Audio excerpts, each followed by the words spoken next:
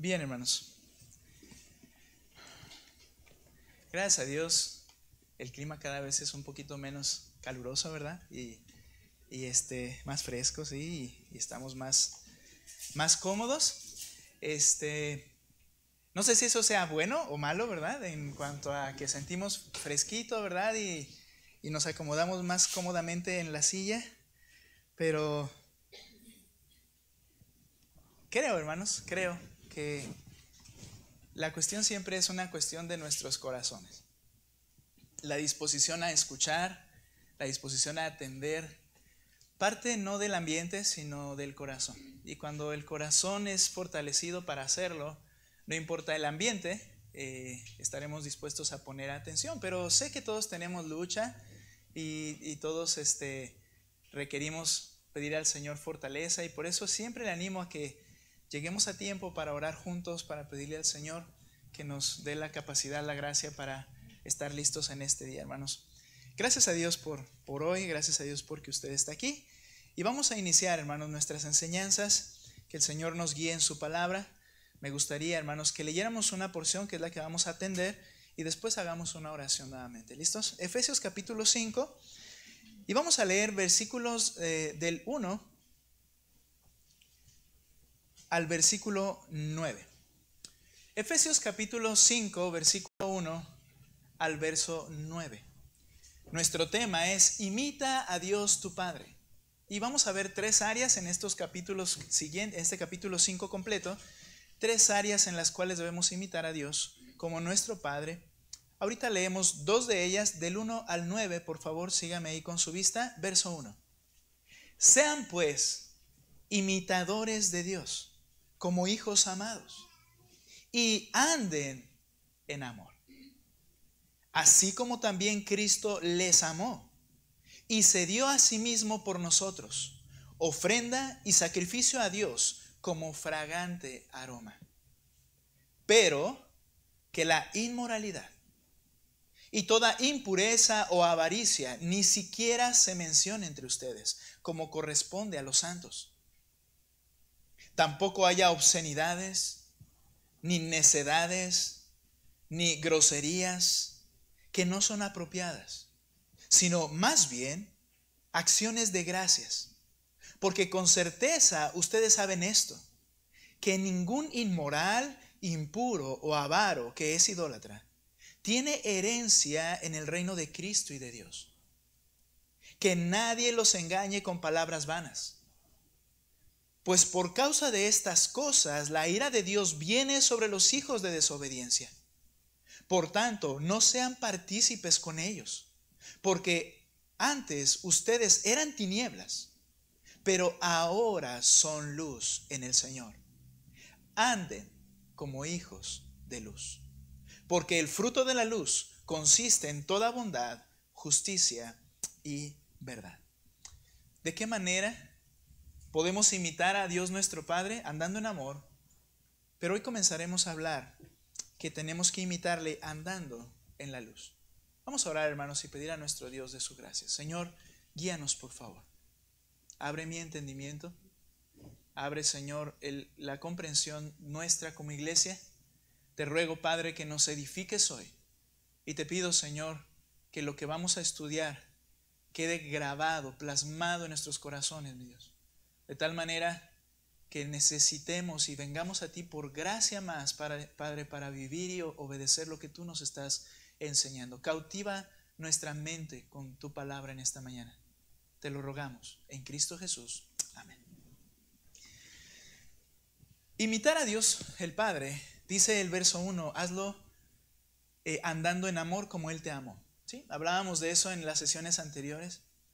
Amar como Cristo nos amó. No amar como yo considero o intento que sea mejor, sino realmente en una imitación, en una convertirme como ese mimo, ¿verdad? Que imita a su padre, como ese niño que ve a su padre y le aprende. Bueno, ¿de qué manera yo me voy a identificar como hijo de mi Dios, de mi Padre? Andando en amor de la misma manera en que Cristo nos amó. Ese amor que se identifica con Dios, veíamos que es el que es capaz de perdonar toda falta. Hablaremos hoy de algunos pecados que lastiman profundamente la familia, como es la fornicación, como lo es la inmundicia, y cómo esto llega a destruir la familia y destruir la relación matrimonial. Pero hay una realidad, hermanos. ¿Sabes? Cuando a veces, un pequeño paréntesis, cuando a veces se predica y se pregunta más bien acerca del divorcio en las iglesias, se está buscando más que nada las opciones para divorciarse. Se está buscando qué puertas tengo para divorciarme. Pero el divorcio es una concesión, un mandamiento, como ya alguna vez lo estudiamos. Ahora, ¿cuál es el mandamiento? El mandamiento es ama como Cristo te amó. Esto implica que ese amor que es perdonador es el que debe ser buscado por esa pareja que está en una situación complicada. Esos pecados no son menores, esos pecados son realmente agresivos. Todo pecado es perverso, pero quiero decir que eso daña la base de toda la sociedad, que es la familia, y es algo difícil de superar. Pero ¿qué nos dice el Señor? Bien, tú ama como Cristo te amó, y entonces se debe invitar, guiar, motivar a esa pareja a el perdón. Eso es la indicación, ese sí es el mandato de parte del Señor. Buscar el perdón. Porque si amas como Cristo te amó, ese amor es un amor que perdona cualquier falta. Ese amor que vimos que nos identifica con Dios es un amor inmotivado, sino más bien entregado de forma incondicional. Y cuando digo inmotivado es que no espera algo para entonces querer amar, sino que lo hace de forma incondicional y entregado, a pesar de que el objeto amado no responda de la misma manera o no provea nada que nos lleve a amarle. Así es como el Señor nos amó, de forma incondicional, pero inmotivada. Ahora, este amor no solamente es perdonador, entregado incondicionalmente, sino que también es un amor que es sacrificial. Se enfoca en las necesidades de la persona que se ama y no en los beneficios o las necesidades personales del que dice estar amando. Un amor sacrificial es aquel que considera las necesidades del otro como más importantes y busca suplirlas. Tal es el amor de Dios y somos llamados a imitar esa clase de amor. ¿Para qué? Para que de esa manera nos parezcamos a nuestro Padre, que es Dios. Esto hablando de los creyentes. Entonces, el amor nos identifica como hijos de Dios, pues, ¿qué dice la Escritura? Dios es amor. Así también, la Escritura nos dice que Dios es luz. Como dijo Juan en su carta, primera de Juan 1:5, ahorita no vayas para allá, en el transcurso de la enseñanza leeremos esta porción, pero primero de Juan 1:5 dice, y este es el mensaje que hemos oído de él. Dice Juan hablando a la iglesia. Juan hablando a la iglesia dice, mira, el mensaje que yo oí de Cristo es este. Y es el que te anuncio. Dios es luz. Y en él no hay ninguna tiniebla. Dios es luz y en él no hay ninguna tiniebla. Esto se refiere al carácter santo de Dios. Particularmente en cuanto a qué. ¿Recuerdas que cuando hablamos de que Él es santo, implica que Él en todas las facetas de lo que Él es sublime, Él está por encima de todo lo creado? Pero particularmente ahora, al referirme aquí en esta porción, que su carácter es santo, queremos hacer énfasis a la ausencia de pecados y a la ausencia de pasiones que le lleven a manchar su carácter puro. ¿Sabes? Ahí es donde está la diferencia. En aquellas cosas que nosotros podemos realizar a la manera en que Dios también realiza algunas de ellas. Por ejemplo, el enojarse. Dios se aira. Sí, dice la Escritura que Él se aira, que Él se enoja. Luego vimos en Efesios, airaos pero no pequéis. Ok, ¿cuál es el problema? La cuestión es que en Dios no hay ninguna pasión que le mueva a manchar su santidad. Y nosotros estamos llenas de pasiones que nos controlan y que nos llevan a pecar. Su ira es santa, su ira es perfecta. Entonces, ten cuidado cuando te consideres que estás airado santamente. Tienes que evaluar muy bien. No digo que no pueda pasar, digo que hay pasiones en nosotros. Y en el Señor no hay pasiones que le lleven a pecar y manchar su santidad. ¿Ok? Ahora, en Él no hay pecado, en Él no hay esta clase de pasiones. Entonces, como hijos de Dios, somos llamados a imitar el carácter puro de nuestro Padre. ¿Cómo? Anda en amor, pero ahora anda como hijo de luz. Este tema lo abordaremos por lo menos en 2 domingos, pero particularmente hoy, para quienes están anotando, el tema que vamos a ver en este momento, vamos a hablar de cómo es, de que debemos andar en la luz, pero primero quiero que veamos cómo se ve andar en tinieblas. Al ver cómo se ve andar en tinieblas, me voy a dar cuenta de lo que no es andar en la luz y cómo debo andar en la luz.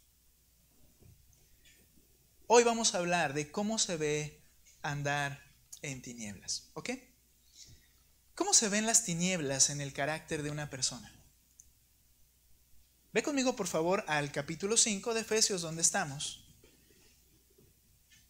Y mira lo que dice versículos 3 al 6. ¿Listos?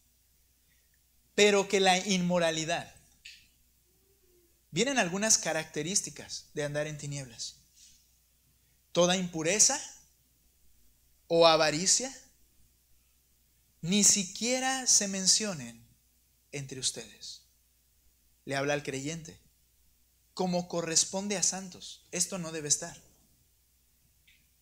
Tampoco haya obscenidades, necedades, ni groserías, que no son apropiadas, sino más bien acciones de gracias, porque con certeza ustedes saben que ningún inmoral, impuro o avaro, que es idólatra, tiene herencia en el reino de Cristo y de Dios.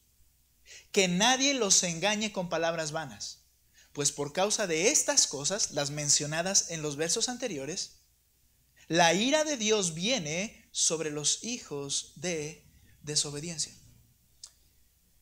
¿Cómo se ven las tinieblas en el carácter de una persona? Bien, es interesante que cuando viene hablando de que debemos amar como Cristo nos amó, y dice el verso 2, esa manifestación del amor al morir por nosotros, dice, fue ofrenda y sacrificio a Dios como fragante aroma.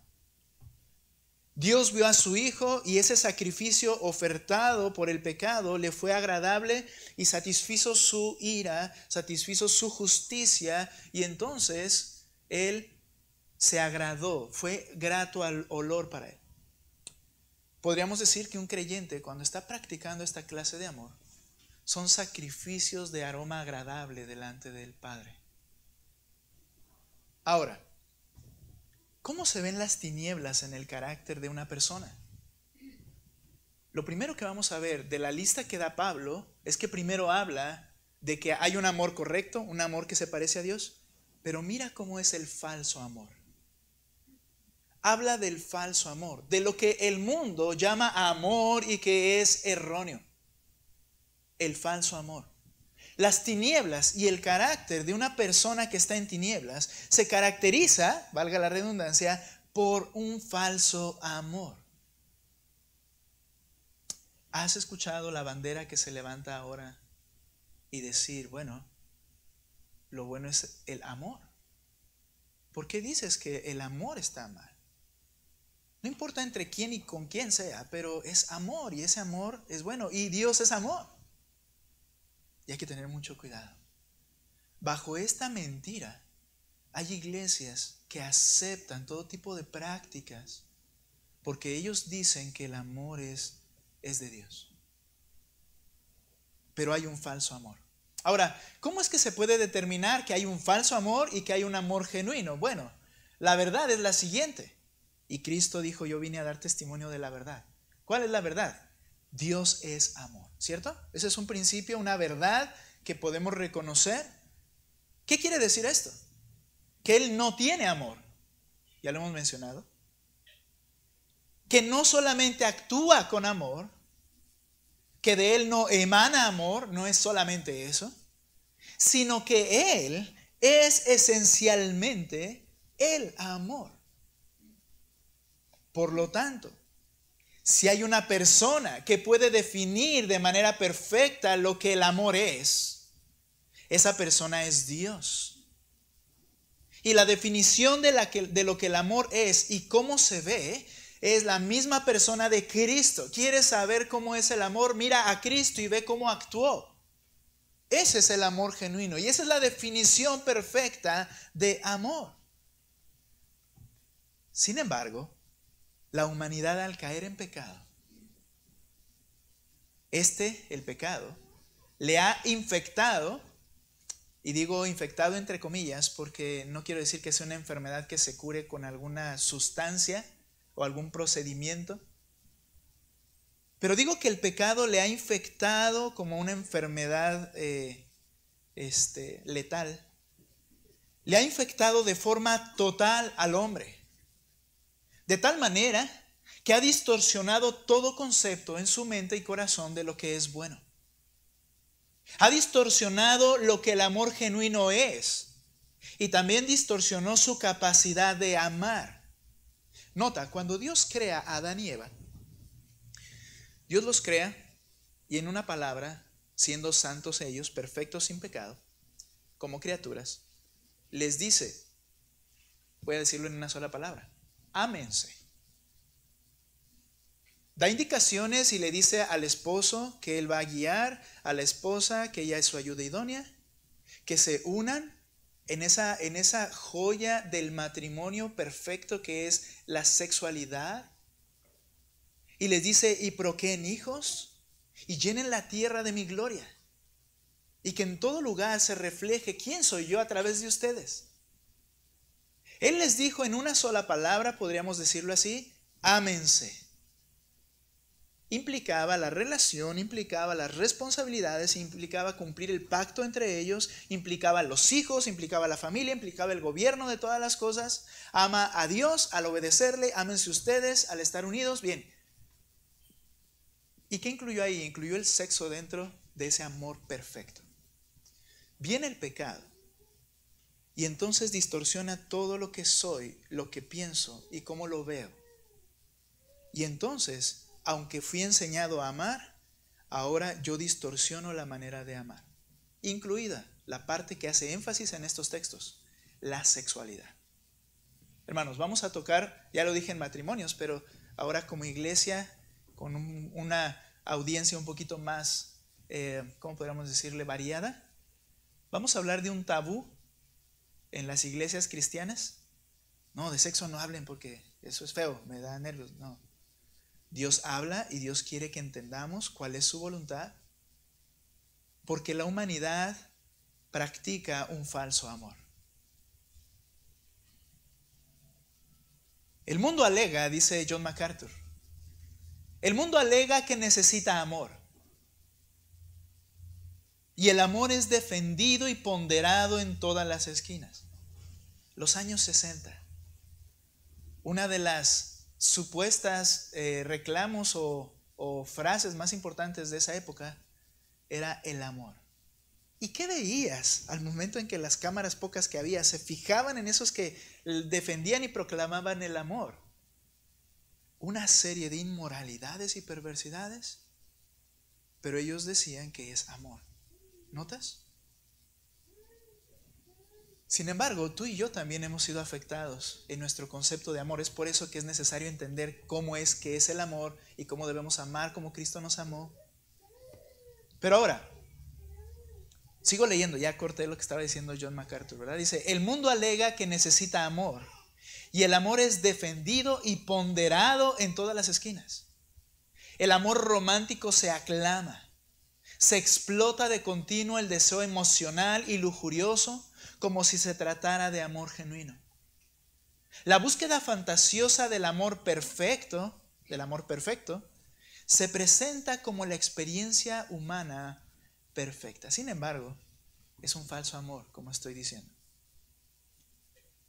Es un amor que busca la satisfacción personal, que es exactamente lo contrario a la base del amor divino.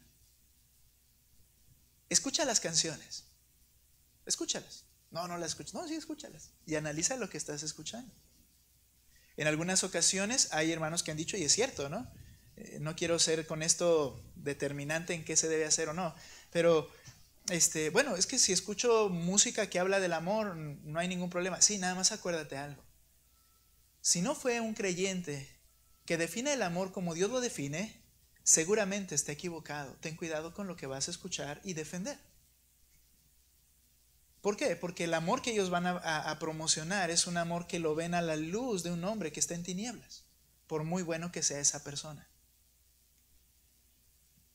Y tú escucha cuando hablan de amor y parece que dices, oh, eso me derrite. ¿Qué te derrite? Que me digas que te necesito. Bien, ten cuidado, porque el más importante en esta frase es el que lo está diciendo, no tú. Si yo te digo, te necesito, no puedo vivir sin ti, tú no me importas, yo me importo. Yo necesito que tú suplas lo que yo no tengo. Por eso te necesito. ¿Qué pasa?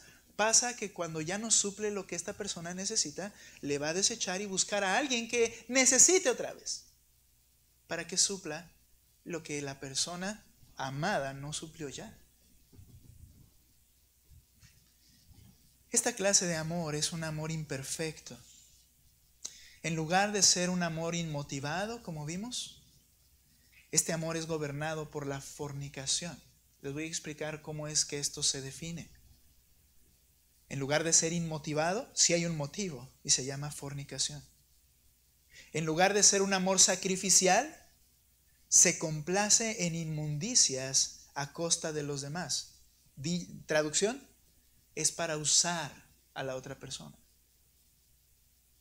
En lugar de ser un amor que se entrega incondicionalmente, es un acto egoísta de avaricia. Lo vamos a ir explicando estos tres aspectos con lo que el apóstol Pablo está diciendo. Hermanos, hay amor falso. Y como cristianos debemos reprenderlo. Entiéndame, eso soy yo muy un poco raro, ¿verdad? Pero no digo que hay que reprendamos el falso amor. Estamos diciendo, hay que declarar cuando el amor es falso de acuerdo a las Escrituras. Hay que ponerlo a la luz de la palabra de Dios. El apóstol Pablo utiliza algunas características que debemos analizar.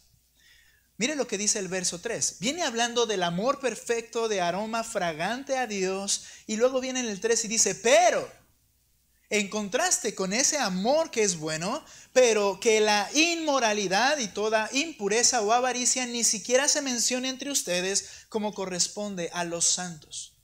¿Cuál es la primera característica de este falso amor? Pero que la inmoralidad. Usted tiene en su Biblia fornicación y es una traducción correcta. La palabra utilizada es la palabra porneia, de donde viene el término pornografía. Pornografía, bien. Ahí entendemos que habla de una imagen inmoral. Es lo que viene del griego. Una imagen inmoral. Ahora, el punto es que la fornicación a la que se refiere aquí es todo pecado sexual. Bien. ¿El sexo es malo? No estamos diciendo eso. Dijimos al principio que el sexo es la joya de la relación matrimonial en intimidad. Decía John Piper, algo muy romántico, hablando de romanticismo, pero no, algo muy correcto y muy apropiado, decía él. No existe, según los análisis y todo esto, pero no existe un mayor placer y disfrute que lo que es el placer sexual en el momento de estar el esposo y la esposa. No hay algo que se le compare. Ni drogas, ni ninguna clase de cosas. Pero decía John Piper, ¿y por qué Dios puso esa joya dentro del matrimonio? Fue una bendición de Dios. Fue un regalo de Dios. Y el creyente, cuando puede tener la más plena satisfacción sexual, es un adelanto de la gloria eterna. un tiempo de gozo, un tiempo de satisfacción, un tiempo de plenitud que solamente está limitado quizá a un muy breve momento, pero que es un regalo del Señor acerca de lo que la eternidad implicará en completa complacencia, gozo y satisfacción delante de Dios. El sexo no es malo, pero ¿qué es un pecado sexual? Todo desorden a lo que el Señor determinó acerca del sexo. El sexo está enmarcado, está regido, está enclaustrado, guardado, enmarcado en el matrimonio exclusivamente. Es ahí donde cobra sentido. Es ahí donde es disfrutable. Es ahí donde no es pecado.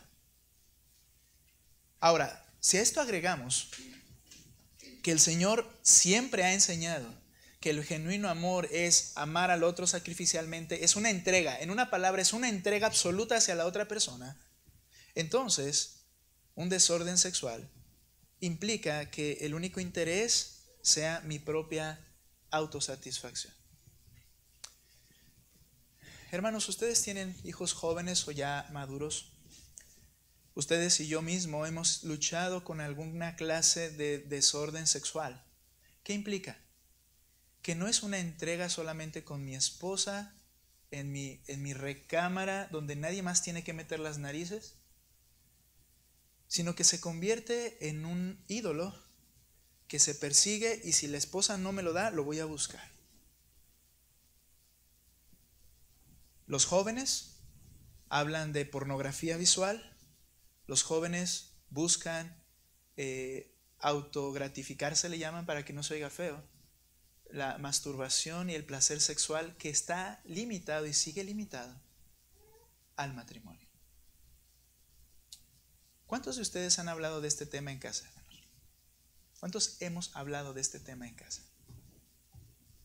Bueno, ¿por qué tú piensas que en aquello en lo que tú estás pecando y cayendo no va a caer tu hijo o tu hija?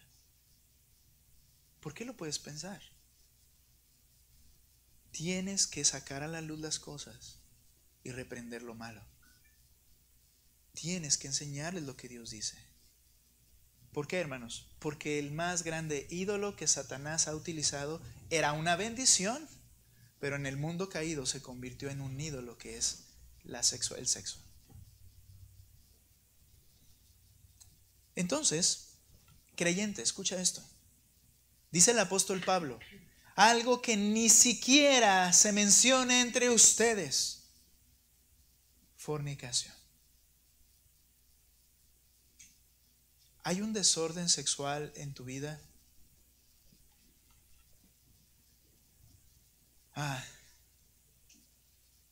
Este es un ataque contra Dios y contra el amor verdadero y piadoso.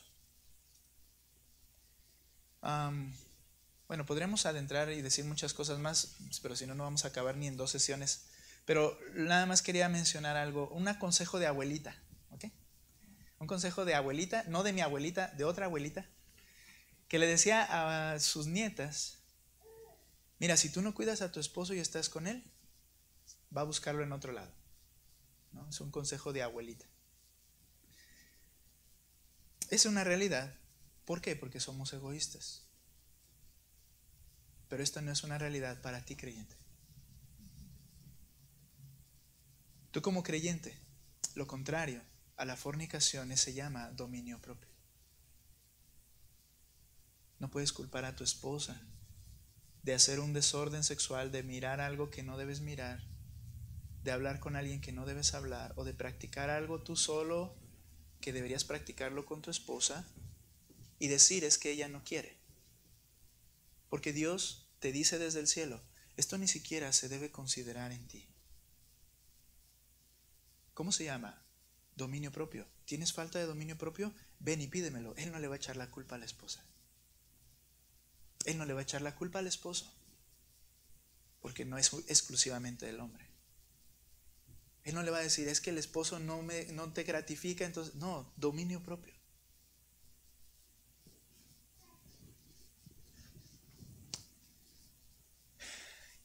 implica todo pecado sexual, lo llamado fornicación. Mirar, hacer, pensar, hablar. Y viene otra palabra que es aún más amplia, pero que la inmoralidad y luego, y toda impureza. El Señor, el apóstol Pablo, Jesucristo, hablando a través de él, abre, por decirlo así, el paraguas mucho más. Que tampoco esto debe mencionarse ni estar en ti. Tienes que buscar gracia para que esto no exista en ti. Abre un poco más y dice la palabra inmundicia. Significa suciedad. Es la misma palabra que se utiliza en la Escritura para referirse a algo cuando ya está podrido, como un muerto en la tumba. Inmundicia, suciedad, corrupción, depravación, pensamientos, pasiones, ideas y fantasías inmorales. Toda forma de corrupción sexual. Podría decir, bueno, yo no hago eso. Pero ¿qué si haces? Y dice el Señor, mira, lo que te estoy diciendo es nada. Nada. Pero es el parque de diversiones y la atracción principal de absolutamente todo lo que se promociona en nuestra cultura. Todo lo relacionado a la sexualidad. De aquí y de estos principios es donde podemos sacar algo que recordamos a veces, el decir, ok, vístete con decoro. Por ejemplo, ¿qué implica? ¿Cuál es la defensa muchas veces de una mujer al decir, bueno, yo me puedo vestir como yo quiera, el problema es de ellos? El punto es que es lo que dice este pasaje. Estoy yo provocando esos pensamientos inmundos, ideas y fantasías equivocadas, erróneas. Ok, yo me visto para mi marido, vístete así en tu recámara y disfruten juntos.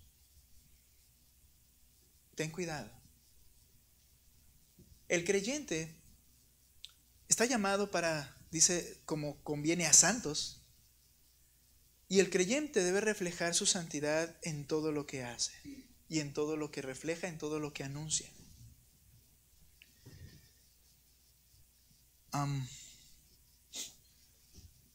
Es difícil pasar por el Facebook sin que tu mente trague literalmente inmundicias. Pero aquí es donde viene el problema y lo veremos un poquito más a detalle en la siguiente sesión.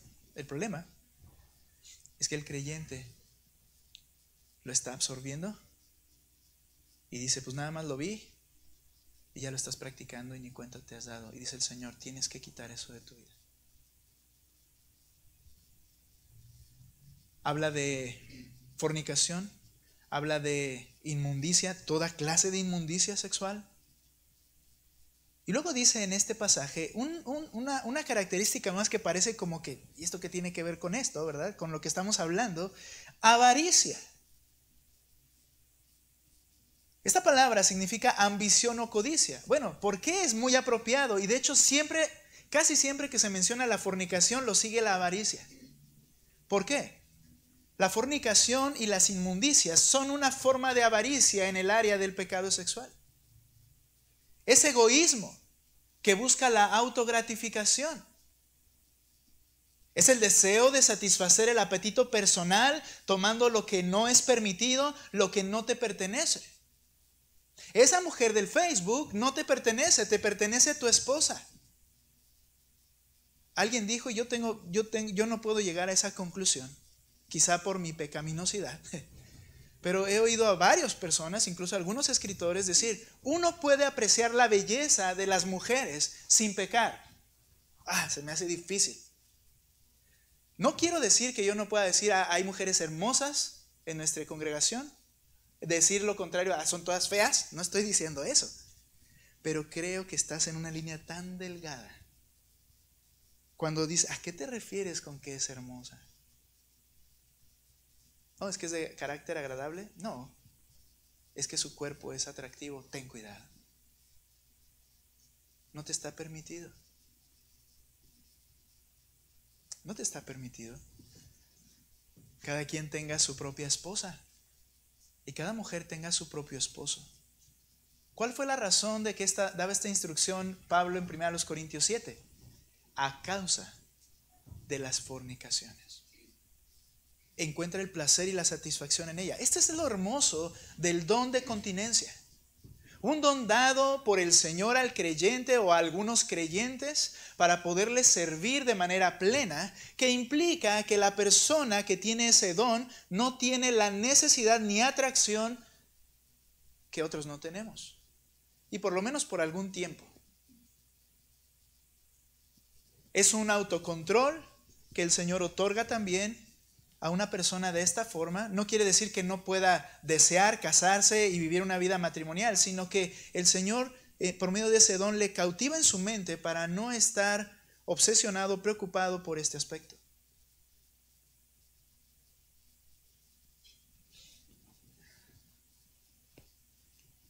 Inmoralidad o fornicación, toda clase de inmundicia y avaricia. Dios ordena que esta clase de actitud y estas acciones no deben tener lugar en la vida de uno que es llamado santo. Otra traducción diría de esta manera: ni siquiera deberían insinuarse. Hermanos, hemos sido santificados por medio de la sangre de Cristo. Lamentablemente hay una realidad que todos en esta habitación debemos reconocer. Lamentablemente estos pecados han invadido y afectado la vida del creyente. Y el llamado del Señor es a erradicarlos. El llamado del Señor es a no permitir que esto siga en mi vida adelante. Lo veremos un poquito más adelante, hablaremos enseguida de la comunicación. Pero, ¿sabes?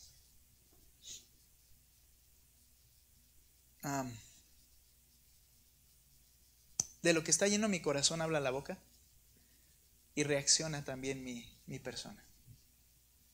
¿Cuántas veces se dice algo e inmediatamente se toma en un sentido inapropiado en tu mente? Estás invadido. ¿Cuántas veces hay alguna acción que de por sí no es mala, pero tu corazón inmediatamente te hace recordar de lo que está lleno? Hermanos, tenemos que ser transparentes en cuanto a lo que estamos viendo. Hermanos, debemos ayudarnos unos a otros. Mira, cuando tú no necesitas descubrir, cuando tú sabes que tu hijo o tu hija tiene la misma tentación que tú, no te pongas en la posición del juez y te airas y eso está mal, porque lo que va a hacer la persona es cerrar las puertas y decir no te vuelvo a decir nada, y eso no quiere decir que ya no lo está practicando. Tenemos que ser transparentes y buscar ayuda. Tengo que ser transparente. Yo les invito, hermanas mujeres, tú te das cuenta de tu esposo. Mi esposa me conoce. Cuando yo no manifiesto un deseo y una necesidad, bueno, ahí pasan dos cosas. Una, que hay demasiado trabajo y mi mente está derretida. Y la segunda, que yo estoy teniendo gratificación por otro medio. Puede ser. ¿Qué tiene que hacer mi esposa? Vestirse hermosa y, ok, sí, tiene que hacer esto. Acercarse y decirme, ¿estás bien? Yo siento que pasas mucho tiempo en el teléfono. Y muy poco de lo que está ahí es bueno. Yo siento que estás hablando con tal persona y tienes que tener cuidado. ¿Qué está pasando? Es abrir para poder ayudarnos uno al otro. Bueno, gallos y patos, ahora, ¿qué vamos? No sé qué ahora. Un pato, muy bien. ¿Alguien trae una jirafa? ¿Sí saben que la jirafa no hace ruido? Pongan timbre de jirafa para que no pase lo mismo. Ok, el punto es, hermanos, de lo que estoy diciendo es, necesitamos entender que somos una comunidad que está esforzándose por la santidad, y entonces hay que ayudarnos. Si nos ponemos en la posición de jueces, no nos ayudamos nadie. No nos podemos ayudar, porque ¿cómo sé que tú estás luchando con lo mismo que yo? Y decir, hermano, vamos a ponernos, ayúdame, yo te ayudo, vamos a orar o lo que sea. Como si esto fuera, vuelvo al punto tabú, esto no se debiera mencionar en la iglesia. Lo que Pablo dice no es que no se deba mencionar, es que esto ni siquiera se considere porque ya se ha erradicado. Porque esto ya se ha atacado, ya se ha puesto a la luz y entonces ya sabemos que eso no debe estar. Pero no que no se hable de eso. ¿Me entiendes? Necesitamos, hermanos, necesitamos ser sabios. No nos vayamos con la finta. Estos pecados han invadido al creyente. 2 textos y nos vamos a detener. Colosenses 3, por favor.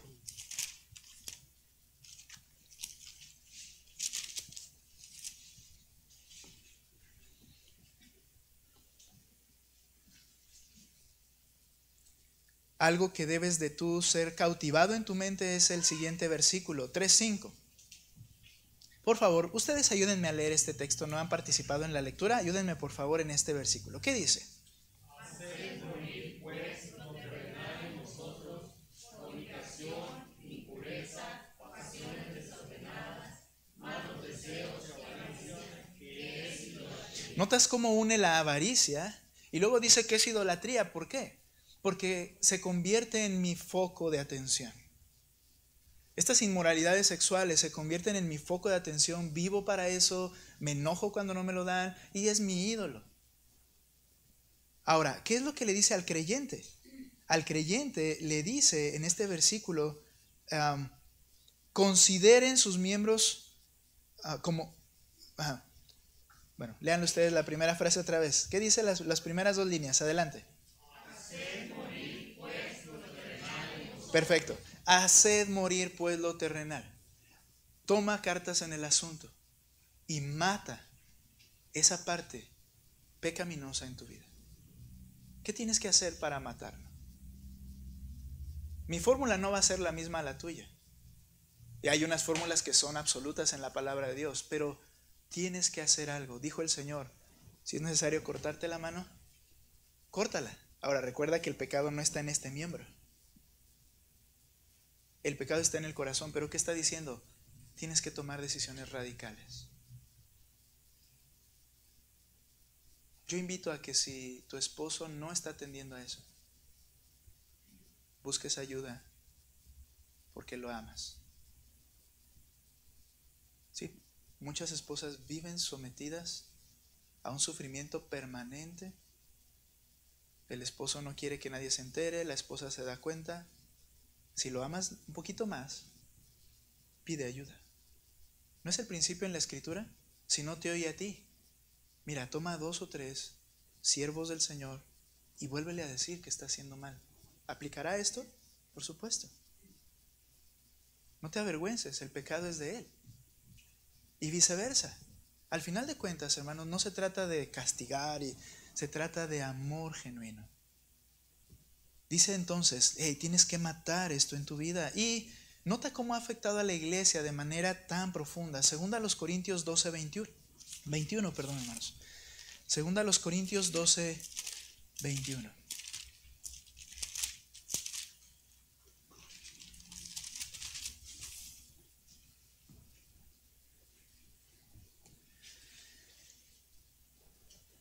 El apóstol Pablo ha atrasado su visita a la iglesia de Corinto. Les había dicho, de hecho, en la carta anterior y en otra que no tenemos escrita en las escrituras, le avisó a Corinto que él iba a ir, iba a arreglar algunos asuntos y luego les avisa que por amor y ser indulgente a ellos no fue. Y algunos lo acusaban, ya ven, dijo que iba a venir, cambia de parecer como le da la gana, le estaban acusando. Pero nota al Pablo al comenzar a cerrar su carta lo que le dice a la iglesia de Corintios 12, 21. Temo que cuando los visite de nuevo, mi Dios me humille delante de ustedes y que tenga que llorar por muchos que han pecado anteriormente y no se han arrepentido de la impureza, inmoralidad y sensualidad que han practicado. Pecados, hermanos, que corroen desde lo más profundo del seno familiar. Dice Pablo, yo sé que lo hay, pero sé que hay quienes no lo han confesado y no lo han abandonado. Me temo que cuando yo vaya, esas personas van a tener que ser reprendidas. Hermanos, Dios nos reprende hoy y prende las alarmas en nuestra mente para tener cuidado de esta área tan vital. Bien, hermanos, estamos hablando de cómo se ve andar en tinieblas. El Señor nos dijo, ¿verdad?, que debemos imitar a nuestro Padre, y la manera de imitarle es andando en amor, pero andando también en luz. Ahora, para explicar cómo es andar en luz, está el apóstol Pablo explicando lo que es andar en tinieblas. Hemos hablado, hermanos, en este tiempo acerca de particularmente el falso amor. Andar en tinieblas se manifiesta a través de un falso amor. No es ese amor sacrificial y entregado, sino que, como estamos viendo, en lugar de un amor inmotivado, es gobernado por la fornicación. En lugar de un amor sacrificial, se complace en inmundicias a costa de los demás. Y en lugar de ser un amor que se entrega incondicionalmente, es un acto egoísta de avaricia. El Señor nos está hablando y mostrando, hermanos, que estas actitudes no deben estar en quien dice ser santo, que deben ni siquiera que ser consideradas dentro de nosotros. Si estamos haciendo un análisis para erradicar y hacer morir eso terrenal en nuestras vidas, porque el apóstol Pablo nos enseña que es algo que afecta al creyente y la iglesia. ¿Cómo se ve andar en tinieblas? Andar en tinieblas no solamente es en la práctica del falso amor y todo lo que implica todo eso, ¿verdad? Todo lo que ahorita lamentablemente estamos viendo también y que afecta nuestra vida incluso.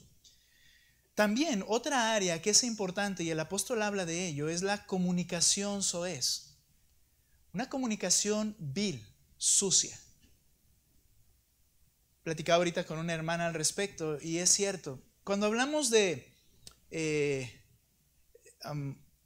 subo un poquito, de fornicación, cuando hablamos de suciedad o inmundicia, o ambición y codicia, que es lo que avaricia, que usa estas palabras el apóstol Pablo, en el verso 3, miren, lo leo por favor para estar ahí en nuestras Biblias, dice capítulo 5 de Efesios, versículo 3, pero que la inmoralidad, que toda impureza o avaricia ni siquiera se mencione entre ustedes, como corresponde a santos.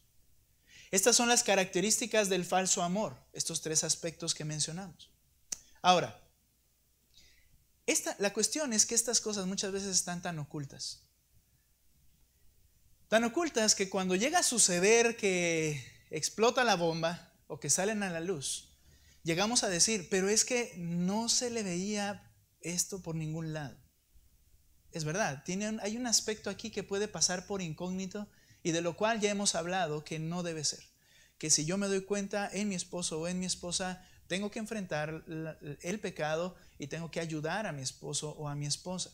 Pero puede pasar por desapercibido de alguna forma en muchas ocasiones. Eso es cierto. Sin embargo, hay un aspecto que sí se hace más evidente. Y esta es la comunicación vil. Esto es un área que se manifiesta de manera externa. Versículo 4, nota por favor. El amor falso, verso 3. Pero luego dice el 4, tampoco haya obscenidades, ni necedades, ni groserías que no son apropiadas, sino más bien, ¿qué debe de salir de la comunicación de un creyente santo? Sino más bien acciones de gracias. Otro aspecto entonces de cómo se ve andar en tinieblas es esa comunicación soez. Ahora, los creyentes no solo deberían abstenerse de participar en pecados sexuales de cualquier tipo, sino que nunca deberían ser culpables. ¿De qué? De la perversión de la lengua y de lo que ésta comunica. Tampoco haya esto. Ahora, esto va a ir relacionado con el corazón que está cautivado por estos pecados sexuales. Va relacionado el cómo habla. La primera palabra, hermanos, versículo 4, dice, tampoco haya obscenidades. ¿Qué significa esto? Esta palabra significa un comportamiento, o en este caso, vocabulario indecente. Un vocabulario inmundo y vergonzoso. el apóstol Beto iba a decir, el pastor Beto, le tocó el tema acerca de la integridad y cómo lo que crees tiene que corresponder con lo que haces, pero también con lo que hablas. Iba a decir otra vez el apóstol Beto, no es el apóstol, ¿ok? Ya no existen apóstoles, ya no hay, se acabaron. El último fue Pablo en ser llamado, el último en ser muerto, ¿quién fue? Juan, ¿verdad? Fue el último en morir. Ahora, el pastor Beto le decía a los hermanos, algunos tienen de cristianos o en el evangelio 20 años. Dice, ¿y qué fueron esas palabras que pude escuchar en algunos de ustedes?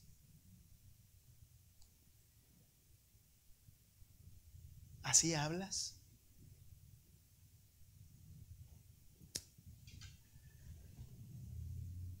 Obscenidades implica un vocabulario inmundo, vergonzoso.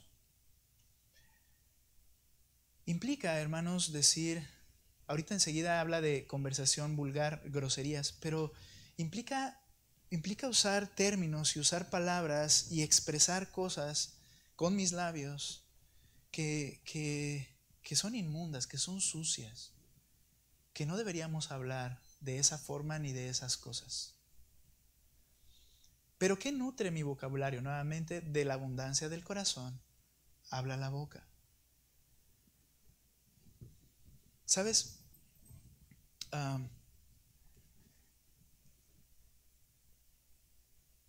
Los creyentes se conocen chistes. Los creyentes a veces se ríen de chistes que son inmundos. Y dijeron algo allá y porque soy creyente no me voy a reír como ellos, pero y eso es una identificación de cómo yo también hablo. Hermanos, ¿no deberíamos tolerar en nuestros oídos que entraran groserías, que entraran palabras de doble sentido?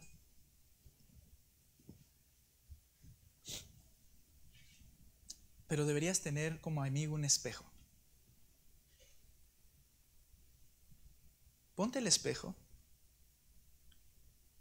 y cuando te pongas, si yo me ponga el espejo y luego tomes tu celular y comiences a hacer esto del dedito veloz, ¿verdad? Comenzar a mover. Y te darías cuenta cuántas veces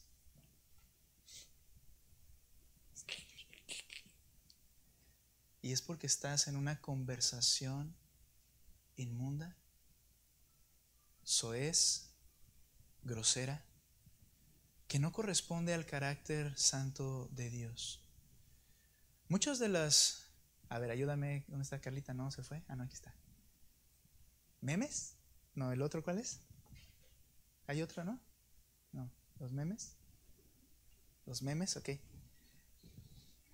Son en doble sentido, son groserías, son palabras, son obscenidades, se refieren a aspectos de esta perversión sexual y el creyente las tolera y se ríe de ellas. Y eso no debiera pasar. En una ocasión yo estaba predicando, hace yo creo que ya tiempo, no recuerdo hace cuánto fue, pero se me quedó grabada solamente una imagen. Cuando yo dije una palabra, una persona era un joven, comenzó a reírse. Y después entendí que algo que había dicho se podía tomar en doble sentido. Pero, ¿cuál es el problema? El problema es lo que ese corazón de ese joven en ese caso estaba lleno.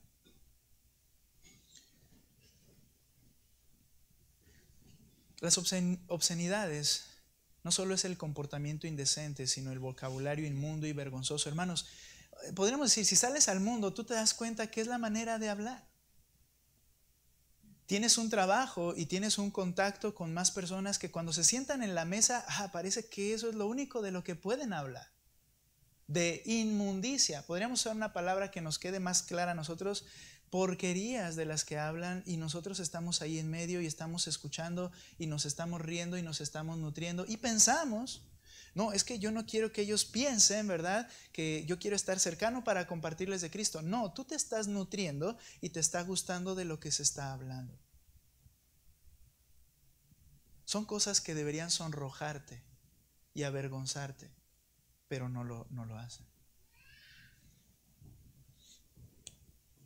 Tienes que tener cuidado, hermanos. Tengo que tener cuidado de estas obscenidades que estamos tolerando y de las cuales muchas veces nos involucramos en las pláticas.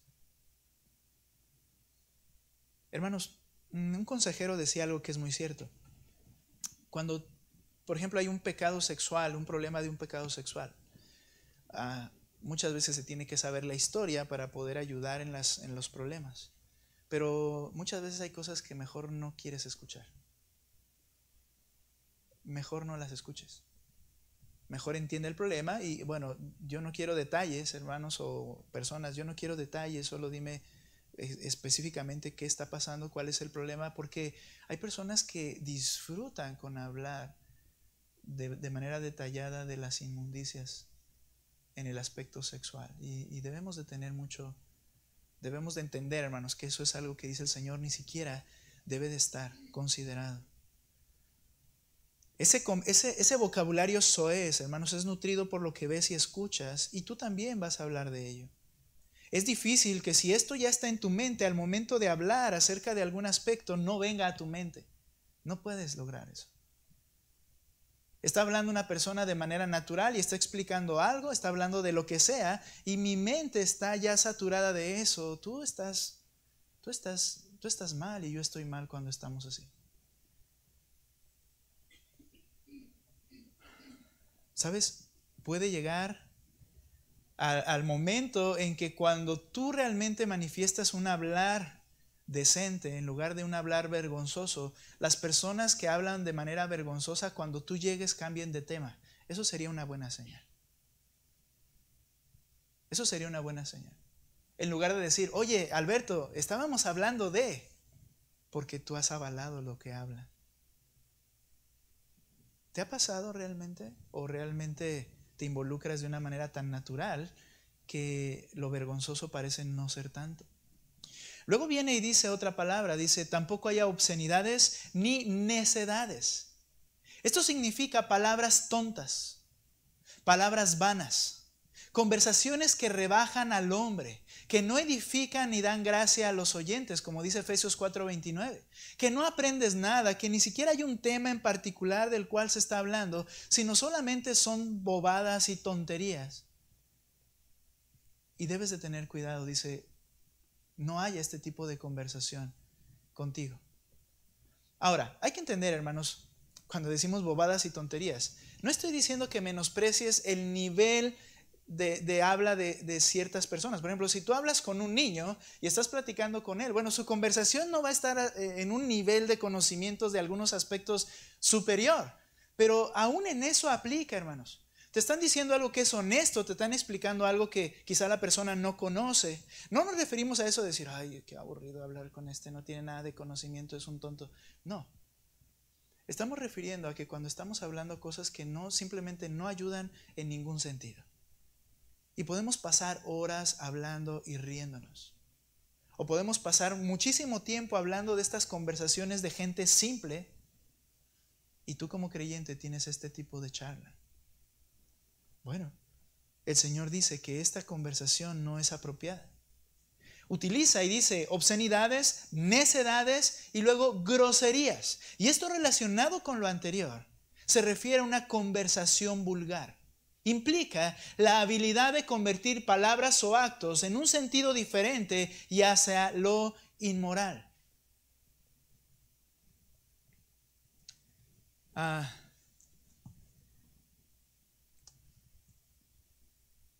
Hay muchos chistes que sin grosería ya no son chistosos. Y sería mejor que no los dijeras. ¿Sí? No toleres las groserías. No toleres el doble sentido. Te vas a hundir tú y vas a hundir tu familia en un amor falso. Acuérdate que está vinculado con el amor falso, sucio, inmundo, de la fornicación, de las inmundicias. Y este es un hablar vulgar. Las groserías, hermanos, no deberían ser parte de nuestro hablar. Yo he hablado, hermanos, y quizá es mi convicción, no tiene que ser la tuya, porque sería legalismo, pero yo creo que no debemos usar esas palabras cortadas, y ya te lo he mencionado, que sabes que están refiriéndose a una grosería, pero las decimos de manera cristiana. Y los cristianos piensan que con eso ya la vulgaridad en un sentido ya se ha ido. No. Ahora, no soy policía, no voy a estar diciendo, es una convicción que yo tengo, pero debes de tener cuidado de lo que dicen tus labios, para que no sean conversaciones vulgares. Ahora, algo más. ¿Por qué esto es prohibido? ¿Por qué el Señor dice no lo hagas? Noten lo que dice el versículo 4, vuelvo a leer. Tampoco hay obscenidades, ni necedades, ni groserías, hablando de esta vulgaridad. Y luego dice enseguida, que no son apropiadas. ¿Qué quiere decir que no son apropiados? Bueno, podríamos decir no es apropiado en ningún lugar hacerlo, pero ahorita el mundo está acostumbrado. Pero no, ¿a qué se refiere? Esto no es apropiado, es decir, no corresponde al carácter de Cristo. Ese es el punto. No es que no sea apropiado en un ambiente o en un lugar, sino que no es apropiado, no es como hablaría Cristo. Y esto aplica en cualquier lugar. ¿Tú crees que Cristo se expresaría con las palabras que tú te expresaste? ¿Sabes? Hay quienes tratan de poner a Cristo como el bonachón, como el cuate, como el que estaba con los pecadores y con los adúlteros y con los borrachos. Entonces piensan que muy seguramente hablaba de la misma manera. Y esto no es así. No es apropiado. Dice, no hables de esa manera porque no es apropiado al carácter que tú debes representar. Representas a Cristo. Entonces me hacen eco las palabras del pastor Beto, que debió haber escuchado a alguien decir una grosería, algo antisonante, y decir, ¿por qué hablas así? Pero sobre todo, eres creyente de tantos años y sigues hablando así. No voy a criticar ni juzgar de manera incorrecta, pero en alguna ocasión estuvimos con una persona y como comenzamos a hablar de negocios, su hablar era con muchas groserías. Y cuando comenzamos a hablar, y cuando comenzamos a hablar de negocios y su hablar era con muchas groserías, como que uno dice, bueno, es normal en el ámbito de negocios. Pero comenzamos a hablar de Dios, de Cristo, de la palabra, y comenzó a hablar como cristiano. ¿Cómo puedes hacer eso? El hablar cristiano es en todo lugar. Pero cuando hablas de esa manera, nuevamente es porque eso es lo que inunda tu corazón. ¿Ok? Ahora, quiero que no olvides algo aquí. Estamos hablando de cómo se ve andar en tinieblas. Voy a explicar que en el creyente hay aspectos que siguen estando mal y que son pecados. Pero vamos a diferenciar entre andar en tinieblas. Porque el aspecto de andar en tinieblas implica que los que andan en tinieblas, como veremos más adelante, no van a estar con Dios. Ahorita lo vamos a explicar. Pero estoy afirmando y exhortando a que como creyentes las tinieblas que de repente todavía hay en nosotros deben ser erradicadas. Pero es muy distinto a andar en tinieblas. Si alguien en esta mañana se puede identificar como alguien que anda en tinieblas, tiene que atender al llamado que el Señor hará más adelante. No es apropiado que en el creyente se dé lugar a estas palabras. Por el contrario, esta forma de lenguaje, la boca, contrario a esta forma de lenguaje, la boca del creyente debe ser un manantial de acciones de gracias a Dios. Dice el texto, sino más bien acciones de gracias. Ahora, lean ustedes el capítulo 5, verso 20. Ahí en sus Biblias, por favor. ¿Qué nos llama el apóstol y Cristo a través de él a los creyentes? ¿Qué nos dice el 5:20? Adelante, fuerte.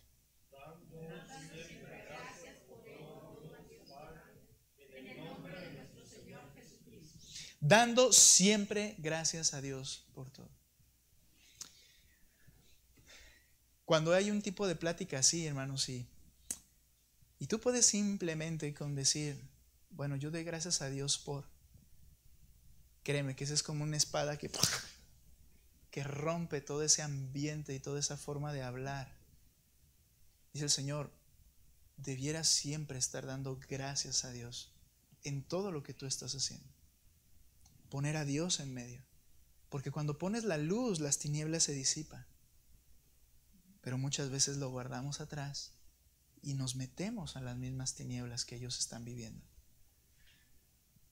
No es apropiado porque no se conforma al carácter de Cristo. Ahora, cuando Pablo está diciendo, esta es la manera en que se ve andar en tinieblas, nota por favor lo que dice el versículo 5 y 6. ¿Qué es el juicio de Dios contra el que está en tinieblas? Versículo 5, porque con certeza ustedes saben esto. Aquí no hay para dónde te muevas, de alguna forma, por decirlo así. Que ningún inmoral, las características que vimos arriba, impuro o avaro, que es idolatría o es idólatra, ¿recuerdas por qué? Porque está poniendo la sexualidad y los pecados sexuales como un ídolo. Ninguno de estos tiene herencia en el reino de Cristo y de Dios. Esto es muy, muy importante. Si tu práctica, si tu pensamiento permanentemente, si tu vida se identifica con fornicación, inmoralidad, impureza o inmundicia y avaricia en estos aspectos del amor, del falso amor, el sexo de manera pecaminosa, no tienes herencia en el reino de Dios y de Cristo. Una persona bajo estas características no corresponde a los miembros del reino de Dios. ¿Qué es el reino de Dios? El reino de Dios es Cristo gobernando sobre los que Él ha salvado, los cuales son incluidos en ese reino cuando aceptan las demandas del rey, que es el evangelio. Cuando la persona creyó el evangelio, en ese momento entra en el reino de Dios. Y al entrar en el reino está bajo el dominio de Cristo y bajo la ley de Cristo para obedecerle, seguirle y bajo la provisión de Cristo. El reino de Dios también implica que en un futuro el Señor mismo gobernará sobre todos los creyentes. Ahora, una persona bajo estas características de vida no corresponde, no se parece en nada a los que han sido hechos miembros del reino de Dios. ¿Por qué? Ve conmigo a 2 Corintios 5:17. Te lo sabes de memoria. Te lo debes saber de memoria. Pero 2 Corintios 5:17. Cuando lo tengan, les invito a que lo lean con fuerza, por favor, hermanos. Si no lo conoces, apréndelo. ¿Qué dice este texto? Adelante, fuerte.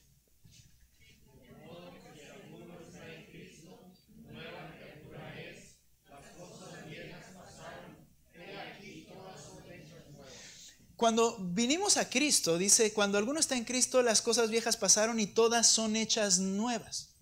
Ya he explicado que se refiere a que es una nueva creación. Por tanto, lo que antes lo identificaba, que era andar en tinieblas, en cada uno de estos aspectos era su forma natural de vida y su forma atractiva de vida, fue transformado radicalmente cuando creíste en Cristo. Si alguien de los que estamos aquí, los pecados sexuales simplemente no los puedes abandonar, tienes que responderte a ti mismo. Quiere decir que no soy nueva criatura. Eso es lo que implica este texto. Sabes con toda seguridad que no estarás en el reino de Dios. Como dije antes, hay aspectos que se pueden mantener ocultos y hay personas que podemos tener un lenguaje muy pulcro para que nadie se dé cuenta. Pero si tú individualmente te analizas a la luz de estas características y puedes decir, esta es mi forma de andar y de vivir, sabes algo con seguridad, que no heredarás el reino de Dios. ¿Por qué? No porque eres creyente y al momento de pecar, entonces ahora dejaste de serlo, sino porque no corresponde a la nueva criatura que el Señor genera cuando crees el evangelio. Ahora, algo más. Estas características de las que hemos hablado no se ajustan a alguien que posee el Espíritu Santo. ¿Por qué? Nota Tito capítulo 2, versículo 11.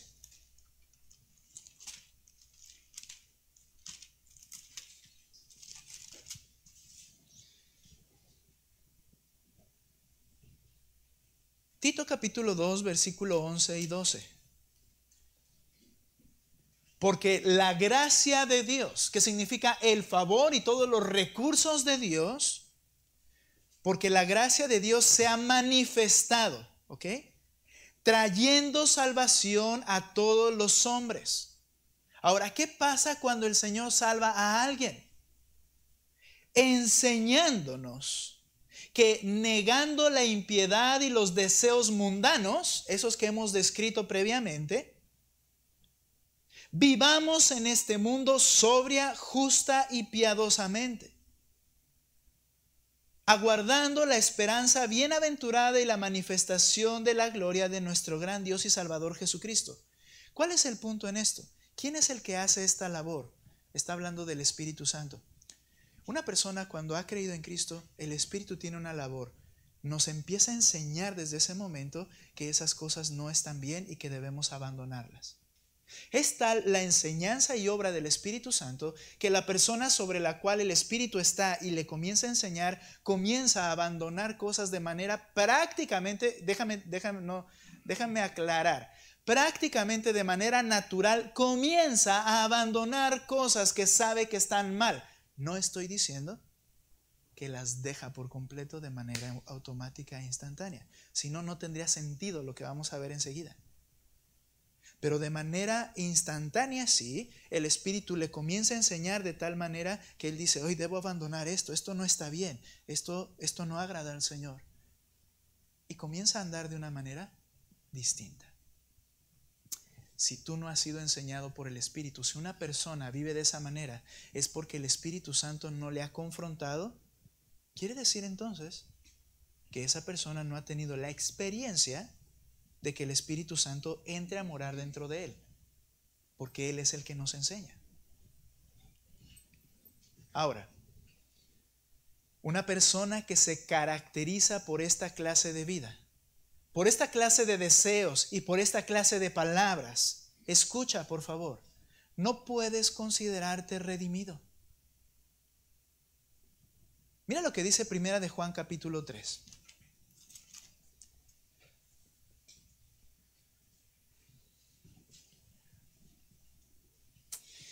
Deja que la palabra toque tu corazón. Lo que no estoy diciendo es que el creyente no peque en estas áreas. No digo eso. Pero digo que si tú te caracterizas y mientras te caracterizas por esta clase de vida, no puedes decir que eras redimido o que eres redimido. ¿De acuerdo? Nota lo que dice Primera de Juan capítulo 3. Voy a leer corridito. Sígueme con tu vista el verso 1.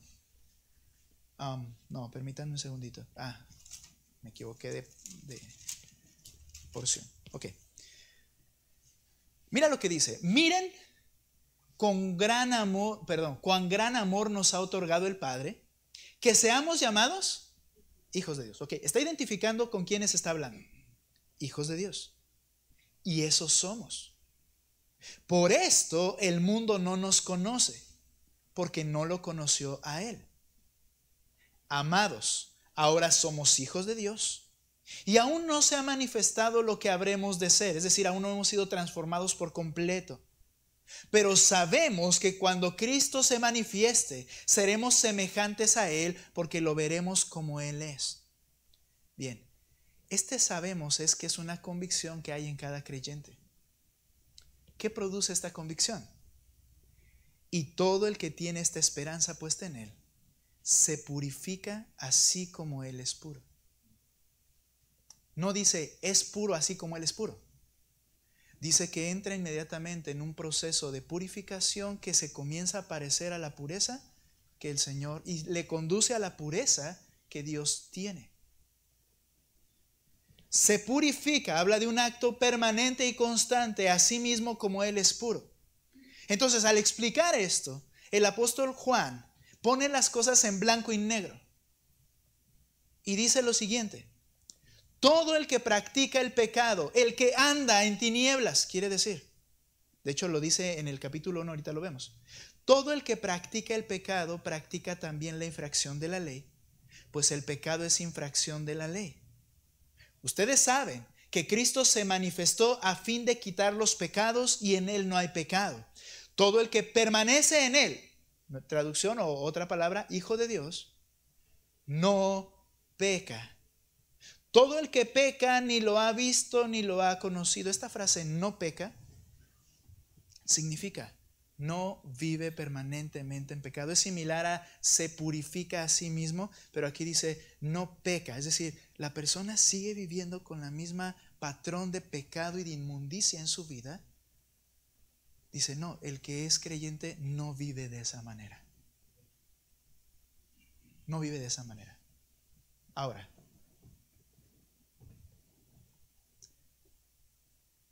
todo el que permanece en Él no peca.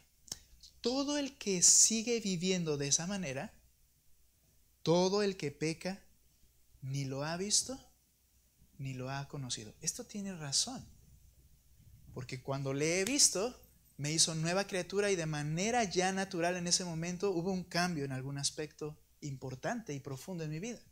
Pero no solo eso, luego Él me está enseñando que debo abandonar cosas y comienzo un proceso de purificación y lucho con pecados y caigo en pecados, pero estoy en un proceso genuino de purificación. Pero la persona que nada de esto sucede en su vida, dice, no es de Dios. No conoce a Dios. Todo el que peca ni lo ha visto ni lo ha conocido. Le habla al creyente: hijos míos, que nadie los engañe. El que practica la justicia, su forma de vida es en actos justos que reflejan a Dios. El que practica la justicia es justo, así como Él, Dios, es justo. El que practica el pecado es del diablo, porque el diablo ha pecado desde el principio. El Hijo de Dios se manifestó con este propósito, para destruir las obras del diablo. Tú y yo no teníamos opción. Vivíamos practicando los pecados de manera natural y habitual. Cristo aparece en tu vida para destruir esas obras del diablo en tu vida. Si esto no pasa, dirías que el que falló es Cristo. Y esto es imposible. Ahora, ninguno que es nacido de Dios practica el pecado. ¿Cuántas veces lo tiene que afirmar Juan? Y vamos a explicar por qué enseguida.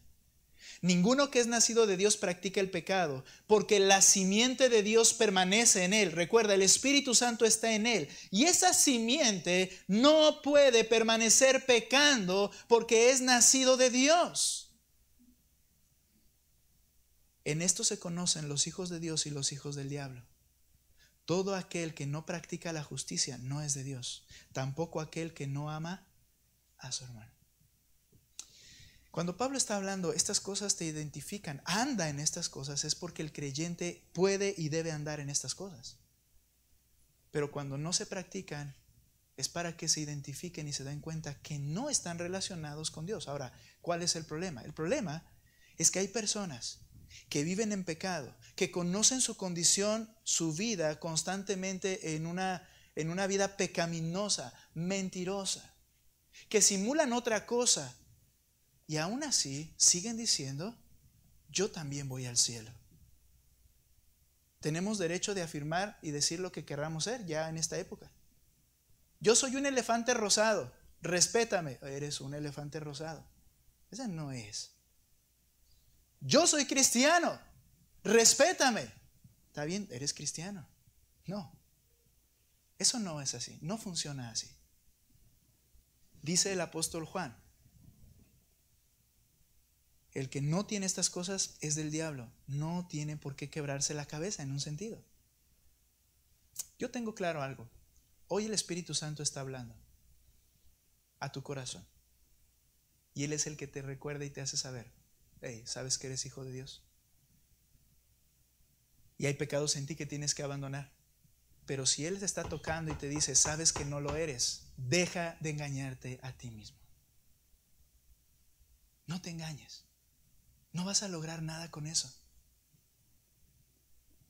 Pablo habla de falsos creyentes que decían que el pecado en el creyente está permitido sin haber consecuencias, que eso no determina absolutamente nada en tu vida, que puedes vivir como tú quieras en un sentido, pero como eres creyente vas al cielo, no te preocupes.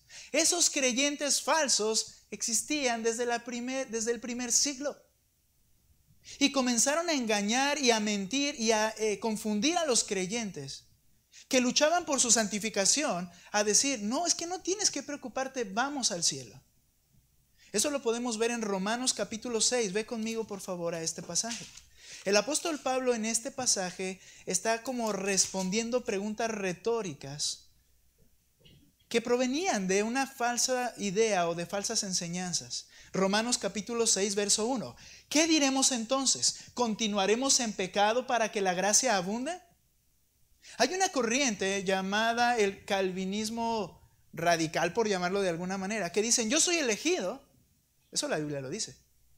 Y como yo soy elegido, yo voy a ir al cielo, haga lo que haga. Entonces no importa cómo viva, yo voy al cielo. Y dice Juan, no, mijo. Si tú no reflejas que el Señor hizo una obra en ti, ¿cómo puedes afirmar que eres redimido? Y Pablo les dice en este texto, ¿qué entonces diremos? ¿Continuaré en el pecado para que la gracia abunde? Porque Él salva a pecadores, pues sigamos pecando. De ningún modo, dice el verso 2. Nosotros que hemos muerto al pecado, mira la obra radical que Cristo hizo en nuestras vidas. Ya no estamos en la misma esfera. No que no haya pecado, pero ya no estamos esclavos al pecado. Dice, nosotros que hemos muerto al pecado, ¿cómo viviremos aún en él? Es una imposibilidad. ¿Cómo un muerto puede seguir viviendo? No se puede. ¿Cómo un creyente puede seguir practicando el pecado de manera consistente como lo vivía antes? No se puede. Así es que si tú ves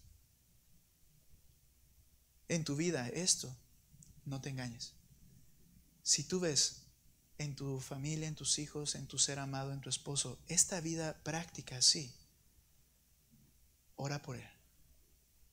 Háblale de Cristo. Y no te engañes o no te quieras convencer a decir, no importa, hizo una profesión, va al cielo. Porque en Mateo 7 dice que muchos se abrirán los ojos en el juicio y serán echados al infierno, aunque dirán, Señor, pero yo creí en ti. Y el Señor les dirá, pero yo nunca te conocí. Debiste haberte dado cuenta de eso. Este texto junto con, mira, versículo 12, más adelante Romanos 6:12. ¿Esto a qué lleva al creyente? Al creyente lo lleva a esto, por tanto, se llama temor de Dios, por cierto. No reine el pecado en tu cuerpo mortal para que tú no obedezcas en sus lujurias. Ni presten sus miembros de su cuerpo al pecado como instrumentos de iniquidad, sino preséntense ustedes mismos a Dios como vivos de entre los muertos y sus miembros a Dios como instrumentos de justicia. Porque el pecado no tendrá dominio sobre ustedes, pues no están bajo la ley sino bajo la gracia. Hay una realidad. El pecado no te esclavizará al grado de que te llevará a la muerte como antes estabas. Entonces no permitas que el pecado reine en tu vida. Tienes la responsabilidad y sobre todo tienes el poder dado por el Espíritu de que esto no suceda. Deja de justificarte. Sé honesto. Si realmente no puedes abandonar el pecado, es porque no tienes el Espíritu Santo dentro de ti. Pero haz algo. Y entonces el creyente teme al Señor. Y entonces el creyente se purifica a sí mismo. Nota lo que dice el versículo 15 al 17. Entonces, ¿qué? Otro que lo mismo, los que enseñaban esta idea equivocada. Entonces, ¿qué? ¿Pecaremos porque no estamos bajo la ley sino bajo la gracia? De ningún modo. No tienes permiso de hacerlo. No tengo permiso de hacerlo. ¿No saben ustedes que cuando se presentan como esclavos a alguien para obedecerle, son esclavos de aquel a quien obedecen, ya sea al pecado para muerte o a la obediencia para justicia? Pero gracias a Dios que aunque ustedes eran, y esto es hermoso y esto es muy importante, eras. Dice, aunque ustedes eran esclavos del pecado, se hicieron obedientes, y mira esto, de corazón, a aquella forma de doctrina a la cual fueron entregados. Y habiendo sido libertados del pecado, ustedes se han hecho siervos de la justicia. ¿Eras esclavo del pecado o eres esclavo de tu lujuria?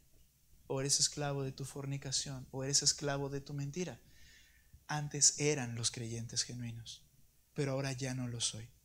El apóstol Juan también confronta a estos mentirosos que habían causado confusiones profundas en la iglesia. Ve conmigo a 1 de Juan capítulo 1. Nos estamos acercando al final de la escritura porque estamos en 1 de Juan y vamos avanzando poco a poco en la predicación. No, estamos llegando al final, un par de textos más. 1 de Juan capítulo 1 versículo 5. Mira, ¿cómo se ve andar en tinieblas? ¿Recuerdas? Verso 5. Y este es el mensaje que hemos oído de él, lo vimos en la introducción, y que les anunciamos. Dios es luz y en él no hay ningunas tinieblas. Si decimos que tenemos comunión con él, es decir, si yo digo que soy su hijo, pero andas en tinieblas, mentimos y no practicamos la verdad. El punto hipotético en este texto es los que afirman yo estoy bien con Dios, pero voltean hacia atrás y la identificación de su forma de vida de un segundo antes de voltear hacia atrás, la identificación de su vida es que todas estas cosas son la forma de vida en pecado, en inmundicia, su forma de pensar, su forma de hablar. Todo esto lo ve hacia atrás, dice, es una mentira. No lo conoces. Estás mintiendo.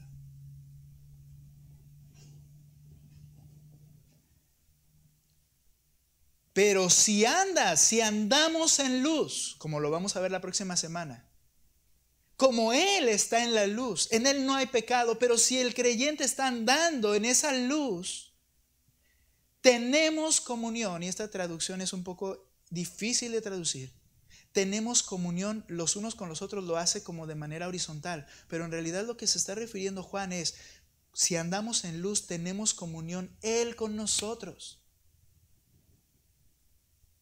Y la sangre de Jesús, su Hijo, nos limpia de todo pecado.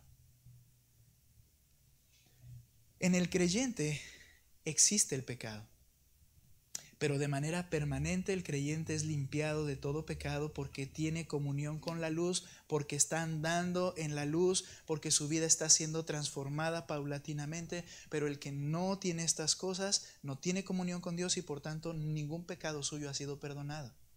Esto es lo que implica este texto. Está y sigue estando en tinieblas. Si confesamos nuestros pecados, verso 8, si decimos que no tenemos pecado, esto caracteriza cuando estamos en pecado, nos resistimos a reconocerlo. Si decimos que no tenemos pecado, hipotéticamente, nos engañamos a nosotros mismos y la verdad no está en nosotros. Entonces, ¿qué caracterizaba al no creyente que era mentiroso en este punto? Le caracterizaba que andaba en tinieblas y no lo reconocía. Si confesamos nuestros pecados, esa es la característica del creyente. El creyente confiesa sus pecados y Dios es fiel y justo para perdonarnos los pecados y limpiarnos de toda maldad. Si decimos que no hemos pecado, le hacemos a él mentiroso, su palabra no está en nosotros. Judas los llama infiltrados. Nota Judas, por favor, que es un solo capítulo, versículo 3. Amados, por el gran empeño que tenía en escribirles acerca de nuestra común salvación, he sentido la necesidad de escribirles exhortándolos a luchar ardientemente por la fe que de una vez para siempre fue entregada a los santos. ¿Contra qué tenía que luchar los creyentes? Mira lo que dice el verso 4. Pues algunos hombres se han infiltrado encubiertamente, los cuales desde mucho antes estaban marcados para esta condenación. Mira, impíos que convierten la gracia de nuestro Dios en libertinaje y niegan a nuestro único soberano y Señor Jesucristo. Esto es lo más peligroso e interesante. Está hablando de maestros. Está hablando de líderes particularmente acá. ¿Qué dicen? Tenemos la gracia. No hay que ser tan, ¿cómo dije el término hace rato? No hay que ser tan legalistas. No hay que ser tan cuadrados. Somos salvos por gracia. Entonces vivamos de una manera como sea. Y dice, y convierten en libertinaje. ¿Por qué? ¿Qué es el libertinaje? La libertad, a diferencia del libertinaje, es que la libertad sigue siendo regida por normas justas. El libertinaje es anti la ley, ¿verdad? No quiere ley. El punto es, hermanos, ¿cómo es que niegan al único soberano? El soberano es el que manda. Cuando una persona vive como le place, está negando a Cristo.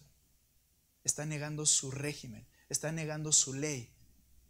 Y sabes, estos eran dentro de la iglesia falsos líderes que enseñaban esto.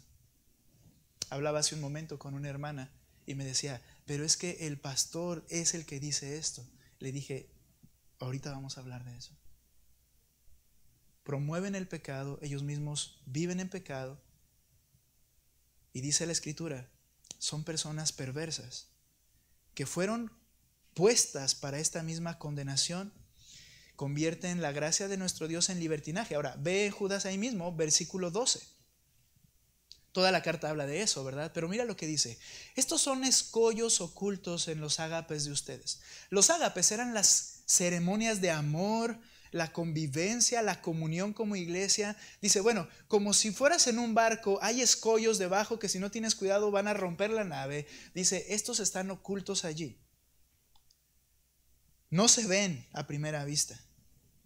Dice, cuando banquetean con ustedes sin temor, apacentándose a sí mismos, son nubes sin agua, no edifican, no ayudan, llevadas por los vientos, árboles de otoño sin fruto, 2 veces muertos y desarraigados, son olas furiosas de mar que arrojan como espuma su propia vergüenza, estrellas errantes para quienes la oscuridad de las tinieblas han sido reservadas para siempre.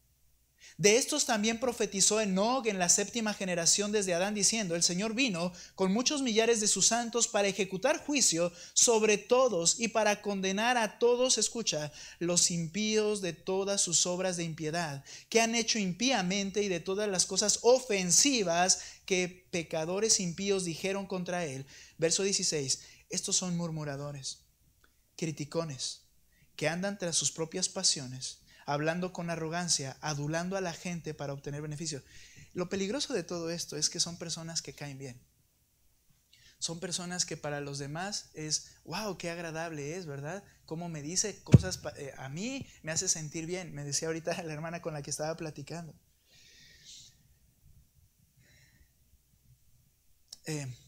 Halagan a las mujeres, halagan a los hombres y con eso se los ganan. Pero dice este texto, son criticones. Dice que le decía, es que ustedes en su iglesia lo que pasa es que ustedes deben ser los sucios. Porque la hermana le exhortaba a decir, es que eso no está bien. Es inapropiado que te hable así uno que es el pastor. Los sucios son ustedes, criticones, causan divisiones. O sea, al final quedan como si fueran los correctos. Pero esto es lo grandioso de Dios. Él sí conoce lo que hay dentro de sus mentes. Y no son creyentes. Todo esto debe hacer despertar al creyente. Y tengo que terminar ya, ¿verdad? ¿Cómo? Dice Pedro, condúcete con temor todo el tiempo de tu peregrinación. Siempre viéndote, siempre alejándote del pecado, siempre luchando contra tu pecado que está allí, siempre purificándose, siempre santificándote, siempre cuidando lo que hablas, siempre cuidando lo que ves. Creyente, ten temor de Dios, porque el que te llamó es santo, vive santo en toda tu manera de vivir. Así es como se ve andar en tinieblas, y así es como serán condenados por la eternidad los que andan en tinieblas. El creyente debe identificarse andando en la luz. Próxima semana hablaremos cómo se ve andar en la luz. Vamos a orar puestos en pie, por favor.